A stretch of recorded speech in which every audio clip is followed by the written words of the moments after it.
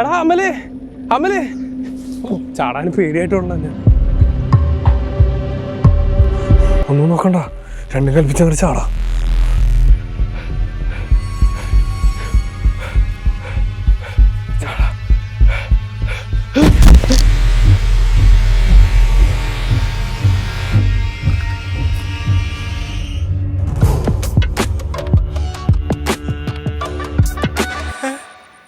ത്തില്ലേ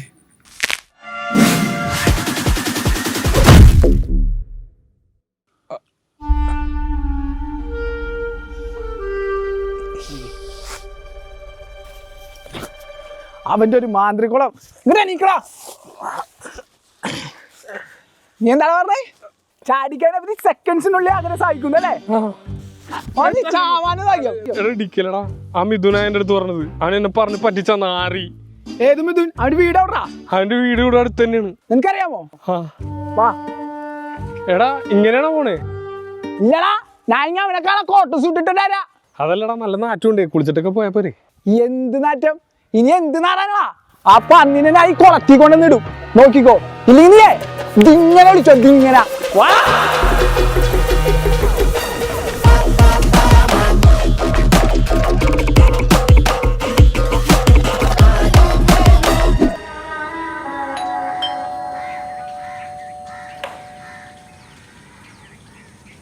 ചേച്ചി മിഥുനില്ലേ?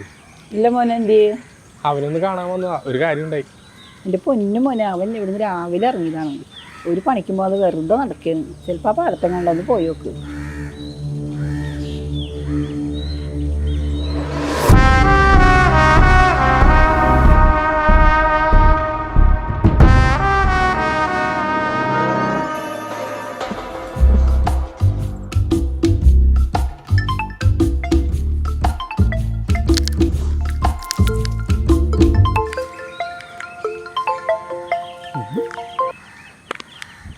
ആ പറടാ.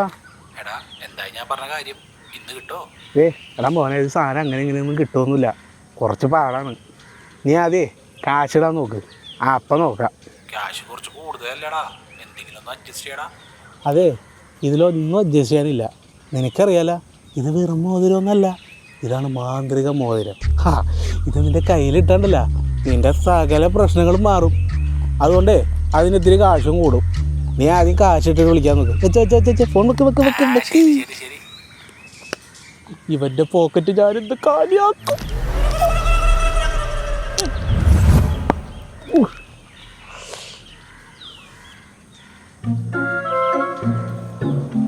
വെള്ളക്കായിരുന്ന തേങ്ങ എങ്ങനെ ആയിരുന്നെങ്കിൽ തീർന്നേനെ.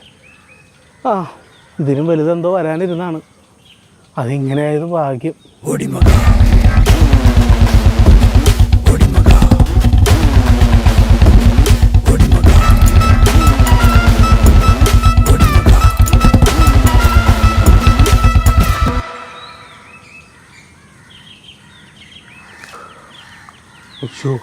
ഒരുവനെയാ വെറുതെ അല്ല വിഷമം.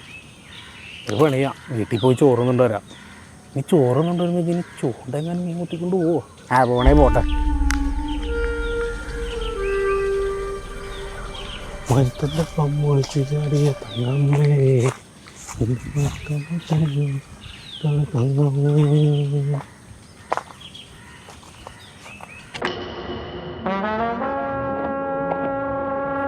എന്താ നീ ഏതാ? നിനക്കെന്നെ മനസ്സിലായില്ലേ? ഇല്ല ഇല്ലേ?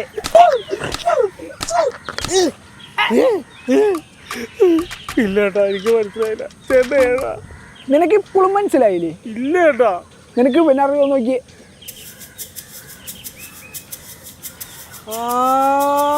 മനസ്സിലായി ഏട്ടാ, മനസ്സിലായി. ചേട്ടനല്ലേ അവിടെ തോട്ടിൽ വീണത്.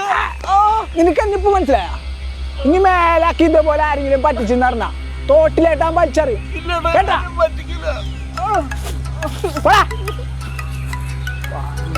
ആൾക്കാരെയും പറ്റിച്ച് ജീവിക്കണേ. ഹലോ, അതെ അമൽ സാറാണ്.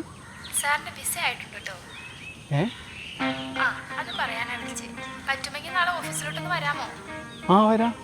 Thank you. എന്താ എടാ, നീ ഒന്ന് കുളത്തിൽ ചാടാൻ പറഞ്ഞപ്പോൾ പ്രാർത്ഥിച്ചിട്ട് ചാടാൻ പറഞ്ഞില്ലേ? അതെന്താന്നറിയോ? എന്താ?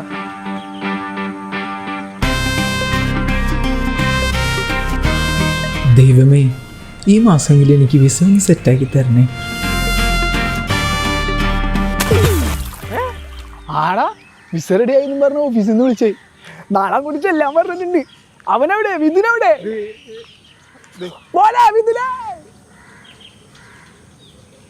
ഇയാൾക്ക് തല്ലി മതിയായില്ലേ?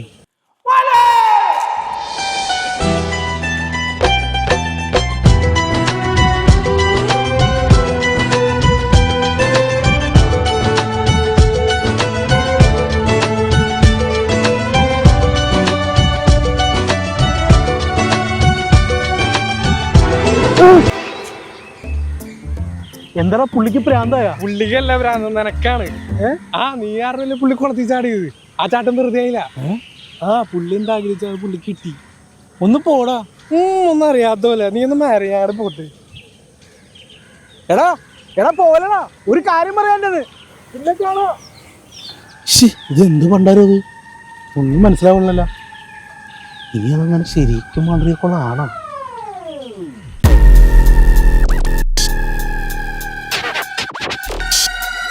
ഇനിയാണെങ്കിലാ എൻ്റെ ആഗ്രഹങ്ങൾ മാത്രം എന്തിനാ അടിച്ചമർത്തണം?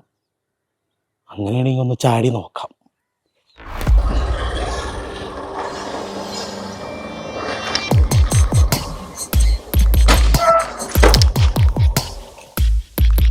എൻ്റെ അമ്മേ, പണ്ടാരടങ്ങാൻ ഇതിന് ഉറക്കത്ത ആഴമാണല്ലോ.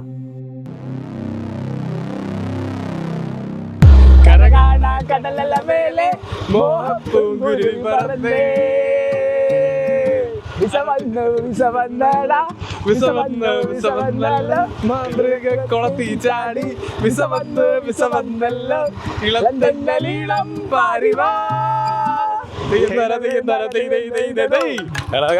കടലല മേലെ കോളം.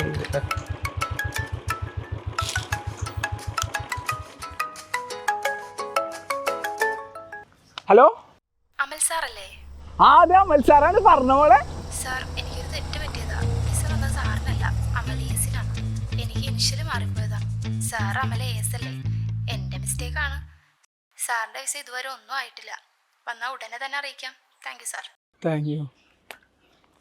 എടാ ഇപ്പൊ മാന്ത്രികക്കുളം എല്ലാർന്നല്ലേ ഇത്? ദൈവമേ, എനിക്കൊരൊറ്റ ആഗ്രഹമുള്ളൂ. ഇങ്ങനെ പണിക്കും പോകാണ്ട് ആൾക്കാരെയും പറ്റിച്ച് സുഖമായിട്ട് ജീവിച്ചു പോണേ. ആ ഒരു ആഗ്രഹം മാത്രം എനിക്കൊന്ന് സ്ട്രോങ് ആക്കി തന്നു. ഞാൻ ചാടാൻ പോവേണ്ടാ.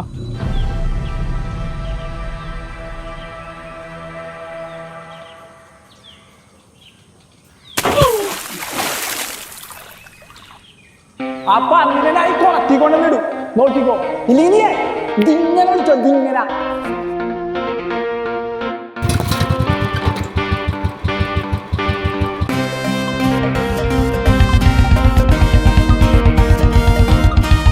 മാന്ത്രികക്കുളത്തിൻ്റെ കഥ ഇവിടെ അവസാനിക്കുകയാണ്.